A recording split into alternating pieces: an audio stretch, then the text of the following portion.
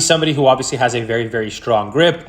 When that happens, your forearms are going to be preset quite a bit towards your trail side, so it's pretty common from there to pull the club inside.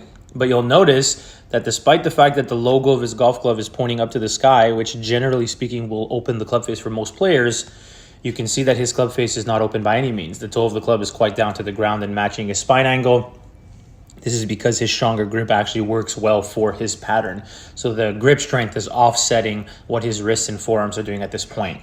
Now, he has quite a unique pattern in the sense that he changes knee flexes a lot, which theoretically is good for the inclination of his pelvis, but he doesn't really open up his hips that much. So he doesn't get a lot of hip depth, and as a result of that, his hand path is also not going to get too far behind him. It's going to rise quite a bit. So by the time he gets to the top of the backswing, you're going to see very little hand depth, right? The butt end of his club is kind of in line with the balls of his feet, not very far behind him. Obviously, his right pocket is staying quite internal here, so naturally speaking, he doesn't have a lot of rotation of his body to help him get the hands any deeper. But the unique pattern for him is the fact that he also has a shaft alignment that is very laid off at the top, right? Not a lot of wrist set, not a lot of radial deviation, as we call it. You combine that with his wrist mechanics here, the club's going to get very, very laid off. Now, what you will see generally from most golfers, tour players or other, is that when you do get the club in this laid off a position, when you start down, the shaft is going to steepen pretty aggressively here.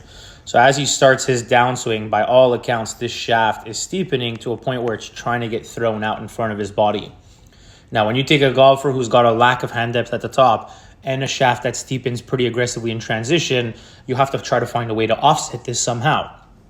Tour players are the best at doing that, right? Their matchups, generally speaking, lead to some very, very high-level ball striking. So what you're going to see from his situation is, despite the fact that he's rotating his hips obviously very aggressively, his chest is not going to match that same element through the golf ball. So you're going to see a chest that stalls out quite a bit. You're going to see a lot of right side bend. So the right shoulder is going to get very low through the ball. The left shoulder is going to get very high. So you're going to see a very vertical shoulder plane by the time he gets to impact here, right? You can see that with these alignments. And look how much side bend he has. What is key to understand here is that a lot of what he's doing with his chest, not opening up as well as theoretically what you'll see from some other shallower players, right? That left shoulder is very closed off and high at this point. He has no choice to do it because that's his way of counteracting the steepening move that he does to the pitch of the shaft at the start of the downswing. So it's obviously quite a unique move. He's got a strong club face because of his grip. He's got a shaft that steepens and wants to get thrown out in front of his body. And despite the fact that he does rotate his lower body really aggressively, his chest has to react and counteract what the shaft movement is doing. And that's why he gets that look with his upper body through the golf ball.